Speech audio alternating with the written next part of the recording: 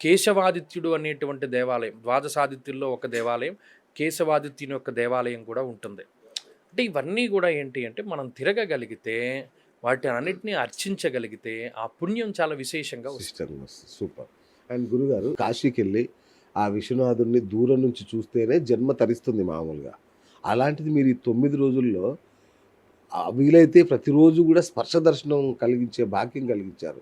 ఎట్లా సాధ్యం గురూజీ ఇది? అంటే ఇందులో ప్రతిరోజు స్పర్శ ఉంటుంది. కానీ అక్కడ ఉండేటువంటి రద్దీని బట్టి, మన అనుగ్రహాన్ని బట్టి మనకి అది. చాలామందికి ఏంటి అంటే ఆ విశ్వనాథుడి పేరే తెలుసు. అక్కడ 3 లింగాలుంటాయి. విశ్వనాథుడు, తారకేశ్వరుని లింగం కూడా ఒకటి ఉంటుంది. అలాగే ఈ 3 లింగాల పేర్లేంటి? అసలు వాటికి అవి ఎందుకొచ్చాయి? అలాగే అక్కడ ఉన్న మండపాన్ని కుక్కుట మండపం అని అంటారు. దాని విశిష్టత ఏంటి? అక్కడ ఉండే జ్ఞానవాపి తీర్థం ఏంటి? ఇవన్నీ కూడా మనం తెలుసుకోవచ్చును. అలాగే ప్రతిరోజు మరి ఆ స్పర్శ దర్శనం ఉండేటువంటి సమయానికి మనం అక్కడ చేరుకోగలిగితే చక్కగా ముట్టుకుని దర్శనం చేసుకోవచ్చు. తర్వాత ప్రవచనం, కాశీఖండం ఏంటి దాని విశేషం? ఎందుకు అక్కడే వినాలి? ఇక్కడ కూడా వినొచ్చు కదా, కాశీలోనే ఎందుకు వినాలి? వినొచ్చు. ఇప్పుడు దీనికి బెస్ట్ ఎగ్జాంపుల్ ఏంటంటే చాలామంది ఆహార ప్రియులు ఉంటూ ఉంటారు. అవును. వాళ్ళు శని ఆదివారాలు వస్తే ఇంట్లో తినడానికి ఎక్కువ ఇష్టపడరు. అవును. మనం ఏదైనా ఒక రెస్టారెంట్కి వెళ్ళి తినడానికి, మన ఇంట్లో కూర్చొని మనం తినడానికి చాలా వ్యత్యాసం ఉంటుంది. అంటే ఎందుకంటే అందరికీ కనెక్ట్ అవుతుందని ఇది ఎగ్జాంపుల్గా. అంత బ్రహ్మ నాకు కూడా కనెక్ట్. కాబట్టి ఏమంటే వాళ్ళు కొంతమంది ఆ యాంబియన్స్ ఇష్టపడతారు. నిజంగా అక్కడ భోజనం చేస్తే చాలా మనకి సంతృప్తిగా ఉంటుంది. అలాగే చాలామందికి ఒక సినిమా థియేటర్కి వెళ్ళి చూస్తే ఇష్టపడుతూ ఉంటారు. అంటే ఏ పని ఎక్కడ చేస్తే దానికి సంబంధించినటువంటిది మనకి చాలా తేలిగ్గా అబ్బుతుంది. ఇదే కాశీఖండాన్ని మన ఇంట్లో కూర్చుని చెప్పుకుంటే పలానా ఘాట్ ఇక్కడుంది, పలానా దేవుడు ఇక్కడున్నాడని చెప్తే వాళ్ళకి అర్థం కాదు. అదే మనం ఇవాళ పొద్దున్నే మనం ఈ ప్రవచనం చెప్పుకుని ఇవాళ మధ్యాహ్నం అక్కడికి వెళుతున్నాం మనం. నేను అక్కడికి కాశీ క్షేత్రంలో నాతో వచ్చిన వాళ్ళందరికీ నేను పుస్తకాలు పెన్నులు ఇస్తాను.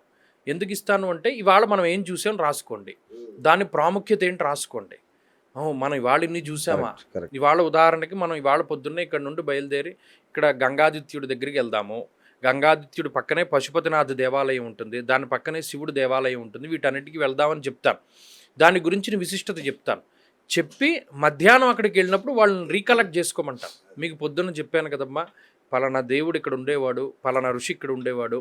ఇది మనం చూపించామనుకోండి, ఆ పిక్టోరియల్ రిప్రజెంటేషన్ అన్నది వాళ్ళ బ్రెయిన్లో ముద్రపడిపోతుంది. అది మర్చిపోవడానికి ఉండదు. మనం ఇక్కడ ప్రవచనం చెప్తే రెండవ రోజు వాళ్ళు మర్చిపోతారు, దాని పేర్లు అవి వాళ్ళకి గుర్తుండవు. అందుకని ఇదే మనం కాశీలోకి వెళ్ళి మనం ఇవాళ వెళ్ళేది ఇది. వాళ్ళ సారనాథ్ దగ్గరికి వెళుతున్నాం. ఇక్కడ బుద్ధుడు ఉండేవాడు, లేదా బుద్ధుడు తాలూకు అవశేషాలు ఇక్కడ పెట్టి స్తూపాన్ని కట్టారు, సారనాథ్లో ఇది విశేషం అని చూపించామనుకోండి, అది వాడి బుర్రలో ఉండిపోతుంది.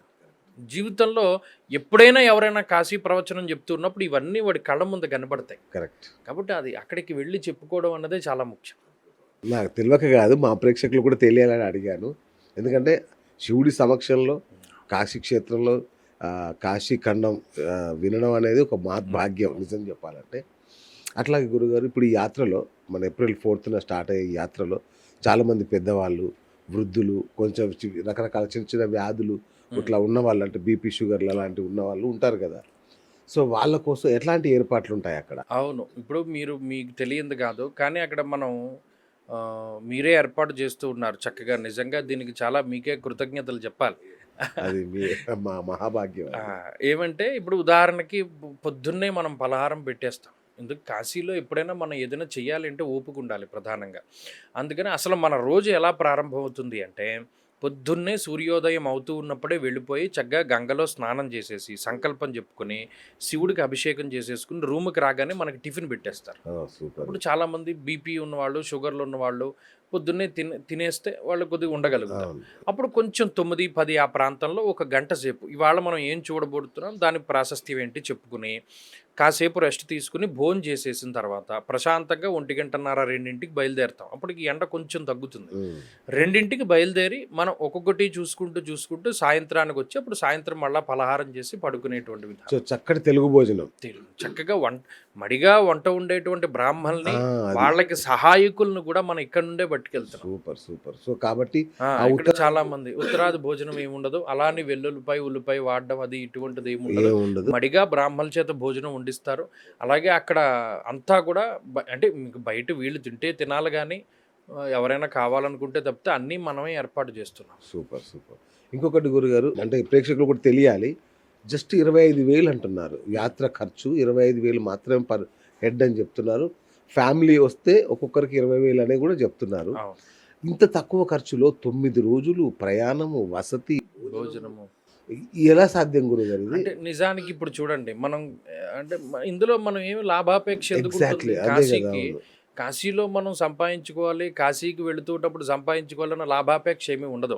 మీరు గమనించండి, థర్డ్ టికెట్లు వాళ్ళకి ఏం తెలియదు అదే కాదు. కదా. అవును. రాను పోను 6,000 రూపాయలు టికెట్లకే అవుతుంది. అక్కడ ఇంకా ఎక్కువ అవుతుంది బుక్ చేసుకుని. 7,000 కూడా కావచ్చు. 6,000 7,000 టికెట్లకే అవుతుంది.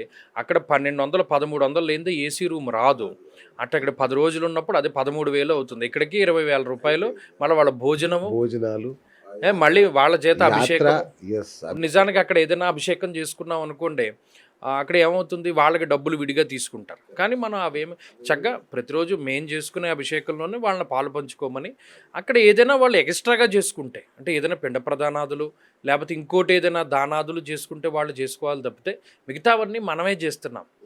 కాబట్టి ఏంటి అంటే అందులో ఏం లాభాపేక్ష ఎందుకు, మనకి కాశీ క్షేత్రానికి తీసుకువెళ్ళడమే ముఖ్యం. అయితే షాపింగ్ అవన్నీ. అట్లాగే ఇది మన నమో ఘాట్, అవును, పిహెచ్ ఇవన్నీ కూడా తీసుకెళ్తారు. అన్నీ చూపిస్తాయి. కాశీలో మనం అన్నీ చూడదగినవే.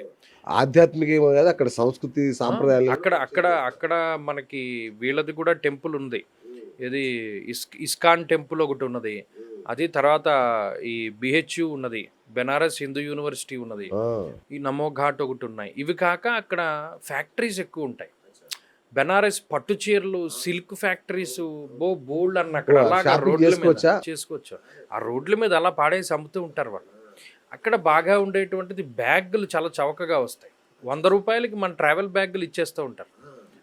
మన వాళ్ళందరూ అక్కడికి వెళ్ళి ఇక్కడ నుండి లెస్ లగేజ్గానే వెళతారా, వచ్చేటప్పుడు ఆ బ్యాగులు, ఆ చీరలు. మరి ఇక్కడ పట్టు చీర మరి ఎంత నాకు తెలియదు, కానీ అక్కడ హాఫ్ రేట్లకి వాళ్ళు ఒరిజినల్ అమ్ముతూ ఉంటారు. రైట్ గురుగారు. సో యాత్ర ప్రారంభానికి టైం కొద్దిగానే మిగిలింది, సీట్లు కూడా కొన్నే ఉన్నాయి. సో ఇంకా కూడా కొంతమంది చూద్దాం చేద్దాం మరి ఓకే వెళ్దామా అని ఇంకా కొంచెం ఆలోచిస్తూ ఈ లాస్ట్ మినిట్ బ్యాచ్ ఒకటి ఉంటుంది. ఉమ్. వాళ్ళు ఒకవేళ బస్సు మిస్ కూడా కావచ్చు, ఈ అంటే యాత్ర అనేదాన్ని మిస్ కూడా ఛాన్స్ ఉంటుంది. సో అలాంటి వాళ్ళకి మీరు ఏం పిలిపిస్తారు? కేవలం ఏమీ లేదండి, ఇది భగవత్ సంకల్పము. ఇందులో ఆలోచించవలసింది భయపడేటువంటిది ఏమీ లేదు. ఈ యాత్రకి రావడం వల్ల మీకు మంచే జరుగుతుంది తప్పితే చెడు ఏమీ జరగదు. మనం ఎన్నో వేల రూపాయలు ఖర్చు పెడుతూ ఉన్నాం. అయితే మన దేశ సంస్కృతి, ఆధ్యాత్మిక సంపద ఇవన్నీ కూడా ఉన్నటువంటి ప్రాంతం కాశీ క్షేత్రం. ఇంకా చాలామందికి అక్కడ కాశీరాజు గారి కోట, వ్యాసకాశీ అనేటువంటివి కూడా ఉన్నాయి. ఓహో. అంటే కాశీరాజు గారు ఇప్పటికీ కాశీరాజు అక్కడికి వస్తాడు. ఇప్పటికీ ఏనుగు మీద అన్ని ఊర్లు, అన్ని ఆ మాడవీధుల్లోనూ వాళ్ళను తిప్పుతారు. వాళ్ళు కాశీరాజు గారు వాళ్ళ వారసులు అక్కడే ఉన్నారు. అక్కడ వాళ్ళు వాడినటువంటి గన్నులు లేకపోతే కార్లు ఇవన్నీ కూడా ఇప్పుడు అక్కడే ఉన్నాయి. ఆ కోటను కూడా వీళ్ళు చూస్తారు. ఎందుకంటే కాశీ వెళ్ళిన వాళ్ళందరూ వ్యాసకాశీ కంపల్సరీగా చూడాలి. ఆ వ్యాసకాశీ కూడా తీసుకెళ్తారు.